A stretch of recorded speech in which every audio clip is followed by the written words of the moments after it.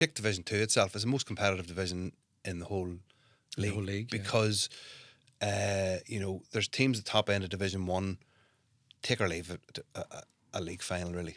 Don't mentioning no names, but they're up in the Northwest. It's like, and once they're safe, once they get sort of, I know Tyrone got relegated with 7 last year, which was a bit of an anomaly, but once you're hitting the 7-8 point mark, you're right, that's your home and hosed, and you can almost think about championship then. Division 2 is obviously a different beast in terms of getting promoted to Division 1 is a huge thing.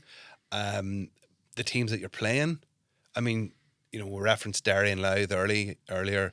Cork and Meath have come on huge strides the last couple of years, to the point where Tyrone are just floundering, because Tyrone going down, you think, there's teams going to bounce back, and there's just so you can kind of and Down found to their cost last year. The standard in Division 2 doesn't allow for any kind of slip ups whatsoever. So there's an argument to be made that it's a better standard because teams are just going their full potential. Monaghan were the first team since 2021 with Kildare who came up and then went down the last season. Every other team that comes up from Division 2 sticks around for a while. Roscommon have been huge, very impressed with them this year.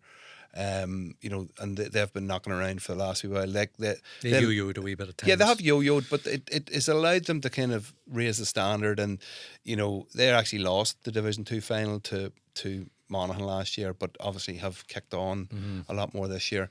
So with Division 2, it battle-hardened you. It prepares you for tough, almost championship grade matches.